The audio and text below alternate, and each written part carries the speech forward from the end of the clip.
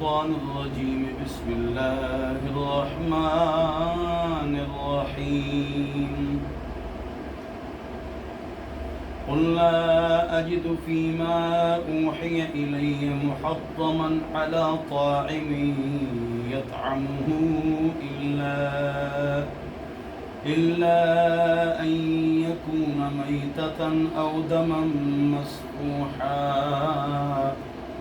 أو لحم خنزير فإنه رجس أو فسقا أهل لغير الله به فمن اضطر غير باغ ولا عاد فإن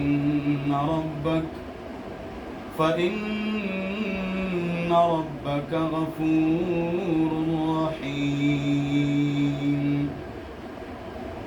پیغمبر خدا صلی اللہ علیہ وسلم کہہ دیجئے کہ جو میری طرف وحی کی جا رہی ہے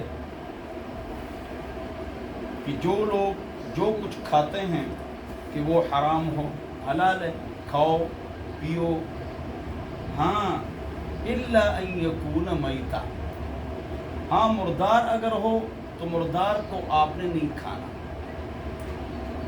او دم مسفوحا، ایک خون ہے گوشت کے ساتھ لگا، وہ حلال ہے۔ ہم گوشت اس لیے دھوتے ہیں کہ اس پر مکھیاں بیٹھتی اور دھوڑ، اگر جانوروں کو ذبح کر دیا اور ران سے گوشت ہٹا لیا اور تڑکے پر ڈال دیا اور اس کو ہم نے نہیں دھویا اور اس میں خون ہو تو جائز نہیں، گوشت کے ساتھ لگا خون جائز ہے، جو رگ کے اندر خون ہوتا ہے جو دھار مارتا ہے وہ حرام ہے، اور ہم گوشت کو اس لیے دھوتے ہیں کہ اس پر مکھیاں بیٹھتی ہیں قصاب کی دکان میں اور دھوڑ لگتا ہے اس لیے ہم دھوتے ہیں، ورنہ خون جو گوشت کے ساتھ لگا ہوا ہے وہ پاک ہے، حلال ہے، حلال ہے، حلال ہے۔ پاک کا مطلب میرا مقصد یہاں سے کہ وہ حلال ہے، اور مردار حرام ہے، لیکن مردار کے اندر 4 چیزیں جائز، حرام جانور اور مردار جانور، اس میں 4 چیزیں جائز، چمڑا، دانت، بال، ہڈی، چمڑا، دانت، بال اور ہڈی، یہ چاروں حرام جانوروں کی بھی کیا ہے؟ ہاتھی حرام ہے، لیکن ہاتھی کے دانت کی کنگھی تھی حضور اکرم صلی اللہ علیہ وسلم کی، الا خنزیر کہ اس کا سب کچھ حرام ہے، باقی مردار جانور ہے، بکرا مر گیا یا مردار جانور ہے، ہاتھی ہم لے لیتے ہیں تو بال، دانت،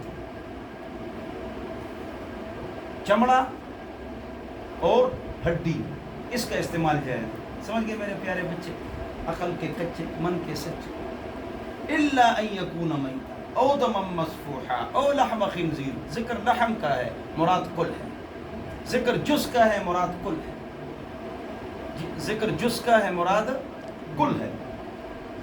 فإنه رجس، یہ گند ہے، او فسقا اور گناہ ہے، اہل لغیر اللہ بھی، اور وہ جانور بھی حرام ہے، اور وہ جانور بھی حرام ہے جس کے اوپر اللہ کے نام کے علاوہ کسی اور کا نام پکارا گیا ہو، وہ بھی کیا ہے؟ حرام ہے۔ توجہ توجہ، وہ بھی حرام ہے۔ اگر آدمی یہ کہے کہ یہ دیگ، یہ پانی، یہ سبیل، یہ پانی، یہ سبیل، یہ دیگ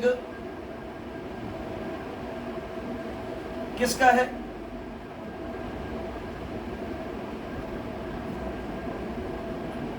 محمد صلی اللہ علیہ وسلم کے نام کا ہے، حسین کے نام کا ہے، علی کے نام کا ہے، تو وہ پھر کیا ہو جائے گا؟ بولو، شرک ہو جائے گا۔ اس لیے کہ نام اللہ کا، الفاظ یاد کرو، نام اللہ کا ثواب بزرگوں، نام شیخ عبد القادر جیلانی کا تو شرک ہو، نام اللہ کا ثواب بزرگوں کا۔ احل لغیر اللہ بھی، جس پر اللہ کے نام کے علاوہ کوئی اور نام پکارا گیا ہو. فمن استر، توجہ، جتنے حرام جانوروں کا ذکر ہوا، مردار یا حرام جانور وہ تو حرام ہے، لیکن اگر آپ مرنے والے ہیں اور آپ کے سامنے شراب یا خون یا حرام گوشت موجود ہے اور آپ اس سے جان چھڑائیں اس مصیبت اور پریشانی سے، اور شراب پی لیں یا حرام گوشت کھا لیں، اس لیے کھا لیں تاکہ میری جان بچ جائے، تو پھر حرام کو بھی جان بچانے کے لیے استعمال کرنا جائز. کیا ہے؟ جائز.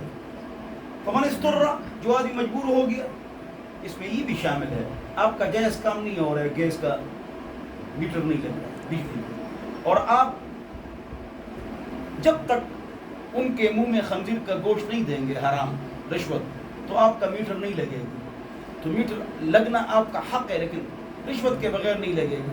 تو اگر آپ رشوت دیں گے تو وہ گناہگار ہے، آپ نہیں. علامہ جساس، ابو بکر جساس نے احکام القرآن میں 700 سال پہلے لکھا ہے. گناہ اس کو ہے، ایک گاڑی والے کو ٹریفک والا تنگ کرے، ایویں اگر کاغذات کم ہو، اصول صحیح نہ ہو، اور یہ رشوت دونوں دینے والے دونوں حرام ہیں. وہ اصول بیچ رہا ہے، قانون بیچ رہا ہے. توجہ،